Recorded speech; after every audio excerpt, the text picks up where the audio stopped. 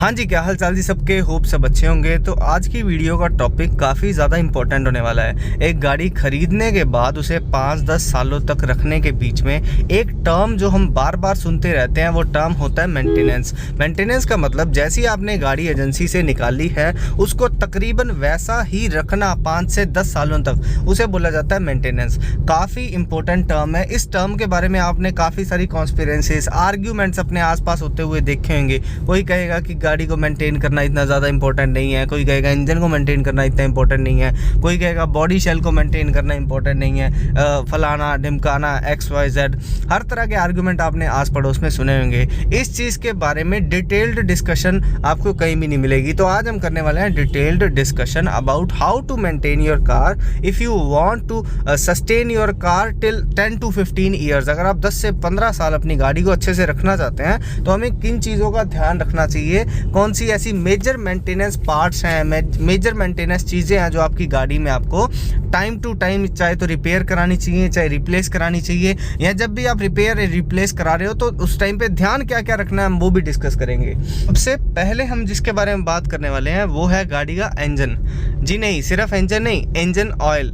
Actually में आपकी गाड़ी का इंजन स्मूथली रन करने के लिए उसमें ल्यूब्रिकेशन होना बहुत ज़्यादा ज़रूरी है। उस ल्यूब्रिकेशन का जो मेजर पार्ट जो अदा करता है वो होता है आपका इंजन ऑयल। अब इंजन ऑयल के बारे में 3-4 चीज़ें हैं। सबसे पहले आपके माइंड में आना चाहिए उसका लेवल और डेंसिटी। लेवल मतलब जितना लेवल रिकमेंडेड है उसके मैन्युफैक्चरर के द्वारा, कंपनी के द्वारा आपकी गाड़ी में जब आप ड्राइव कर रहे हो, चाहे फैमिली के साथ चाहे इंडिविजुअली, उस टाइम पे उतना लेवल है या नहीं। दूसरी चीज़ है इंजन ऑयल की डेंसिटी।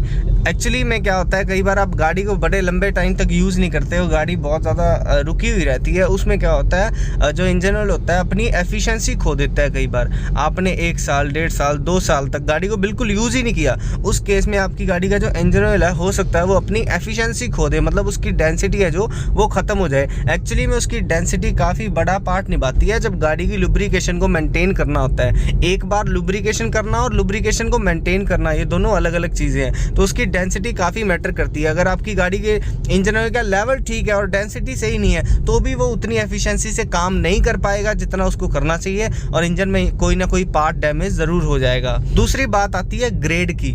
आपने देखा होगा आपकी गाड़ी की जब भी आप सर्विस कराने जाते हो, जो इंजन ऑयल डाला जाता है कंपनी के द्वारा वो किसी एक स्पेसिफिक ग्रेड का होता है। ये स्पेसिफिक ग्रेड कौन सा है वो डिपेंड करता है आपके पास कौन सी गाड़ी है। अगर आपके पास ऑल्टो है, स्विफ्ट है, बलेनो है, i10 है, i20 है तो इनमें अलग कैटेगरी का यूज़ होता है। अगर आपके पास थार है, स्कॉर्पियो है, फॉर्च्यूनर है, उनमें अलग कैटेगरी का यूज़ होता है। इंजन टू इंजन कौन सा 4 सिलेंडर इंजन है, 3 सिलेंडर इंजन है, उसकी एफिशिएंसी के हिसाब से वो कितना हीट हो सकता है, उसे कितनी लुब्रिकेशन की ज़रूरत है, उस हिसाब से ग्रेड्स डिवाइड किए गए हैं। तो आपको कौन से ग्रेड का यूज़ करना है जो आपका मैन्युफैक्चर रिकमेंड कर रहा है। आपकी गाड़ी जब आप खरीदते हो साथ में किताब मिलती है 100-200 पेजों में, उसमें रिकमेंडेड होता है। अगर आप पढ़ना भी नहीं चाहते, पहली बार जब मेजर सर्विस कराने जाओगे, मैन्युफैक्चर जो यूज़ करेंगे ऑयल, उस ऑयल का कंटेनर लो, उसकी एक फ़ोटो खींच के अपने फ़ोन में रख लो, उससे आपको काफ़ी ज़्यादा हेल्प मिलेगी। अगर आप आफ्टर मार्केट भी ऑयल अगर डलवाते हो, कहीं से बाहर से सर्विस भी कराते हो, तो आप उनको फ़ोटो दिखाओ,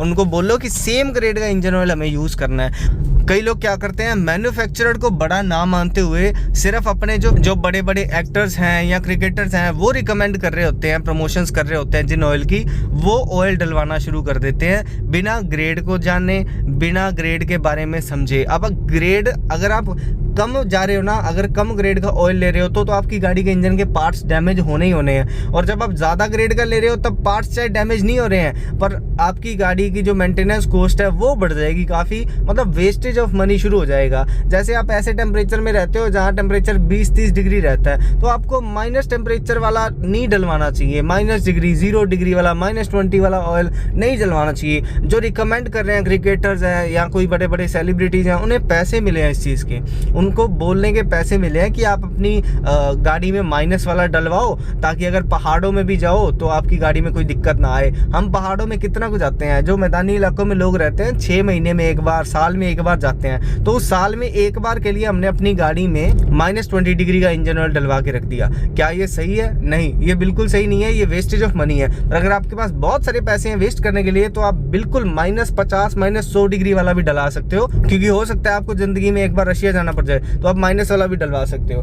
पर मैं रिकमेंड करूंगा कि जो मैन्युफैक्चरर आपको रिकमेंड कर रहा है उसकी एक फोटो लेके रखो। हमेशा जब आफ्टर मार्केट भी आप ऑयल डलवा रहे हो तो वही डलवाओ जो आपको मैन्युफैक्चरर बताता है।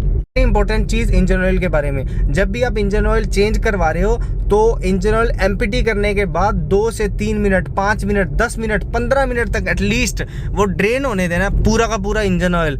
एक एक ड्रॉप उसकी इंजन से बाहर आनी चाहिए। इसके लिए आप इंजन फ्लशिंग लिक्विड भी आता है स्पेशल, वो भी यूज कर सकते हो। उससे भी आपको काफी ज्यादा हेल्प मिलेगी। अगर आप वो नहीं भी यूज करना चाहते तो ऑयल निकालने के बाद नया ऑयल डालने से पहले इसके बीच में एक इंटरवल रखो टाइम का, जिससे आपको काफी ज्यादा सपोर्ट मिलेगी। जो सारा गंदा ऑयल होगा उसको निकलने का टाइम मिल जाएगा, ग्रेविटी यूज करते हुए वो निकल जाएगा। पुराने इंजन ऑयल का जब लास्ट पोर्शन निकल रहा होता है ना, तब एक चीज का ध्यान रखना होता है कि इसमें किसी तरह के कोई सॉलिड पार्टिकल्स तो नहीं है। छोटे छोटे सॉलिड पार्टिकल, आप उंगलियों में उसको घिसा के देखोगे आपको फ्रिक्शन फील हो जाएगा अगर छोटे छोटे पार्टिकल्स होंगे। अच्छा, वो छोटे छोटे पार्टिकल किसी भी चीज के हो सकते हैं, आपकी गाड़ी के पिस्टन के हो सकते हैं, किसी भी और चीज के, गैस्केट, कुछ भी, मतलब XYZ जिसमें भी ल्यूब्रिकेशन यूज हो रही है उसमें से किसी भी चीज के छोटे छोटे पार्ट टूट रहे हैं। आज वो छोटे छोटे पार्ट आपके लिए मैटर नहीं करेंगे, पर एक्चुअली में वो किसी ना किसी पार्ट को डिसमेंटल कर देंगे, मेजर पार्ट को, तो तब आपके लिए एक बड़ी चपत लग जाएगी। तो अगर आप ड्रेनेज के टाइम पे देख रहे हो कोई सॉलिड पार्टिकल है तो साथ के साथ मैकेनिक को बोलो या मैन्युफैक्चरर को बोलो कि इसे चेक करके और जिस भी पार्ट में दिक्कत है या जहाँ भी वो प्रॉब्लम आ रही है उसे रिजॉल्व किया जाए जल्दी से जल्दी, ताकि बड़े नुकसान को कम किया जा सके।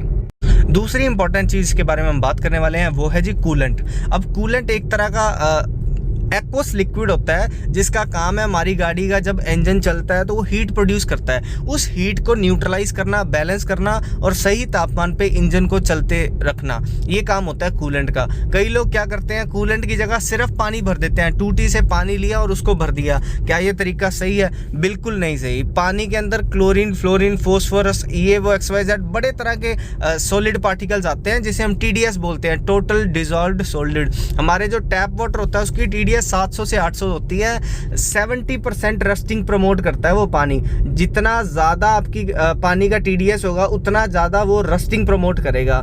कई लोग बोलेंगे तो हम RO वाला पानी डाल सकते हैं। आप पानी RO वाला भी यूज कर सकते हो, पर उसकी एफिशिएंसी उतनी अच्छी नहीं होगी जितनी अच्छी एफिशिएंसी आपके मैन्युफैक्चरर वाले कूलेंट की होगी। अगर इन एनी केस इमरजेंसी में आपको ऐसा कुछ करना भी पड़ रहा है तो एक बार के लिए आप पानी यूज कर लो, RO वाटर यूज कर लो जिसकी TDS 50 से 70 के बीच में होती है, अप्रोक्सीमेट 100 के आसपास भी होती है कई लोगों की, उसको यूज करो। पर जब आप उस सिचुएशन से बाहर आ जाओ, साथ के साथ अपना कूलेंट, पानी को रिप्लेस करवा के कूलेंट को डालो। और कूलेंट को बिल्कुल कभी भी ऊपर तक भरना नहीं होता। जो साइड वाला प्लास्टिक वाली बोतल होती है ना कूलेंट की, मैं वीडियो में साइड में ऐड कर दूंगा, उसके अंदर लेवल मेंशन होता है, उस लेवल तक ही भरना होता है। ज्यादा भरोगे तो नुकसान कुछ नहीं होगा, बस वो ड्रेन होके नीचे गिर जाएगा, तो उसका कुछ भी फायदा नहीं है।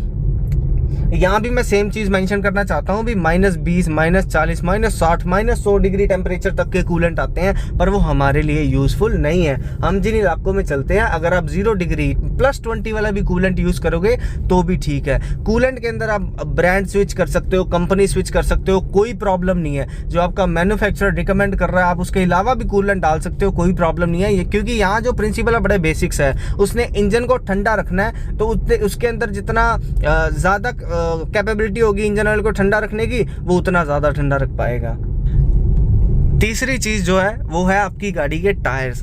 टायर्स एक काफी इंपॉर्टेंट पार्ट है आपकी गाड़ी का। आपकी गाड़ी के टायर डिसाइड करते हैं कि आपकी गाड़ी की स्टेबिलिटी कैसी रहेगी, आपकी गाड़ी की ब्रेकिंग कैसी रहेगी, आपकी गाड़ी कॉर्नरिंग कितनी अच्छी करेगी। ये सारी चीजें डिसाइड करते हैं टायर। आप समझो एक टायर एक ऐसा मीडियम है जो इंजन को, गाड़ी को सड़क से मिलाए रख रहा है। 4 हिस्से टायरों के, मतलब चारों टायरों का एक एक हिस्सा सड़क से मिला हुआ है इस टाइम पे, इसीलिए हमारी गाड़ी स्मूथली चल पा रही है। अगर वो हिस्सा जो सड़क से टच करना है वो घिसा हुआ है तो ब्रेकिंग अच्छी नहीं होगी, स्टेबिलिटी अच्छी नहीं होगी। अगर वो बहुत ज्यादा रफ है, मतलब हवा कम है, फ्रिक्शन बढ़ा हुआ है, तो आपकी गाड़ी एफिशिएंसी अच्छी नहीं देगी, गाड़ी की एवरेज काफी ज्यादा कम हो जाएगी। और साथ ही साथ अगर आपने ऑफ रोडिंग करनी है तो अलग तरह के टायर डलवाने होंगे। अगर आप ऑन रोड ज्यादा चलते हो तो हाईवे टेरेन टायर चलने होंगे। अगर आप दोनों ही थोड़ा थोड़ा जाते हो तो आप ऑल टेरेन टायर्स भी यूज कर सकते हो। फिर आपकी गाड़ी के टायर डायरेक्टली आपके सस्पेंशन को भी डैमेज करते हैं। अगर आपने लो प्रोफाइल टायर डलवा रखे हैं और आप अच्छी खासी ऑफ रोडिंग करते हो तो आपकी गाड़ी के अलॉय व्हील तो डैमेज होंगे ही होंगे, साथ में वो आपकी गाड़ी का सस्पेंशन भी डैमेज कर देंगे। और सस्पेंशन कम से कम 50-70 हज़ार रुपए की चपत लगती है एक बार सस्पेंशन में। जो टायर खत्म होगा, जो रिम खत्म होगा या जो अलॉय व्हील टूटेगा वो अलग बात है, साथ ही साथ आपके सस्पेंशन की भी आपको अच्छी खासी चपत लगेगी। टायर के मामले में काफ़ी ज़्यादा लोग कंफ्यूज भी हो जाते हैं कि कौन सी कंपनी का टायर यूज़ करें, डायरेक्शनल यूज़ करें, नॉन डायरेक्शनल यूज़ करें, या किस कंपनी का कितने इंची का टायर यूज़ करना चाहिए। ऐसा इंचेस तो आप अपनी गाड़ी के मॉडल्स निकालो, उसमें जो टॉप मॉडल है आपकी गाड़ी का उसमें हमेशा सबसे बड़े टायर दिए जाते हैं। तो अगर आपके वाले मॉडल में 14 इंच आ रहे हैं और टॉप में 15 आ रहे हैं तो आप 15 तक बिना सोचे समझे अपग्रेड कर सकते हो, क्योंकि कंपनी जो टायर डालती है वो काफ़ी ज़्यादा रिसर्च करके सोच समझ के डालती है। तो 15 इंच तक तो आप आराम से अपग्रेड कर सकते हो। उससे ज़्यादा अपग्रेड करना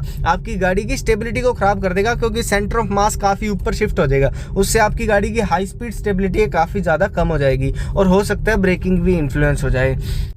गाड़ी के जो टायर होते हैं उनकी एक एज होती है, वो एज कई लोग किलोमीटर्स के हिसाब से रिकमेंड करते हैं, कई लोग ईयर्स के हिसाब से रिकमेंड करते हैं, पर आप उनको दोनों ही तरीक़ों से सोच के चल सकते हो। अगर आपने मान लो बहुत ज़्यादा किलोमीटर चला लिए और टायरों के ऊपर जो गुड्डी होती है दिखनी बंद हो जाए तो भी समझो आपकी टायर घिस चुके हैं। और अगर आपकी गाड़ी खड़ी हुई है, मान लो 3-4 साल गाड़ी रुकी रही है, आपने चलाई नहीं है, तो ऐसा नहीं है कि टायर खराब ही नहीं आएंगे। टायरों के अंदर से अपने आप हवा निकल जाएगी, एक साइड से दब जाएंगे और धीरे धीरे टायर ड्राई होने शुरू हो जाएंगे। और ड्राई टायर और जो घिसे हुए टायर होते हैं इनकी वजह से 70% से ज़्यादा टायर बस्टिंग के केस आते हैं। आपने वीडियोस देखी होंगी, चलती हुई गाड़ी का टायर फट गया, ऐसा कैसे हो सकता है? वो इसी केस में होता है जब हम लोग थोड़े पैसे बचाने के लिए क्या करते हैं, ड्राई टायर्स को, प्रॉपर घिसे हुए टायर्स को भी गर्मी सर्दी देखे बिना उनको पे ले जा रहे हैं सड़क पे। पता नहीं कितने किलोमीटर्स हो गए, पता नहीं कितने सालों से टायर चल रहे हैं, कौन से टायर को मतलब कब चेंज कराना है इस चीज़ का ध्यान नहीं रखा जा रहा। उस केस में टायर बस्टिंग वाले एक्सीडेंट, गाड़ी के रोल ऑन होने वाले एक्सीडेंट सबसे ज़्यादा होते हैं। तो टायर का हमेशा ध्यान रखना है। हमने 3 चीज़ों के बारे में थोड़ा सा समझा, पहला इंजन ऑयल, दूसरा कूलेंट और तीसरा टायर। अगर मैं और चीज़ों के बारे में बात करूंगा तो वीडियो काफ़ी लंबी हो जाएगी। अगर आप इस वीडियो का पार्ट 2 चाहते हो तो कमेंट सेक्शन में कमेंट करके ज़रूर बताना। होप आप वीडियो में यहाँ तक बने हुए हो। अगर बने हुए हो तो वीडियो को लाइक करो, चैनल को सब्सक्राइब करो और अपने दोस्तों को भेजो जो गाड़ी लेने का प्लान कर रहे हैं।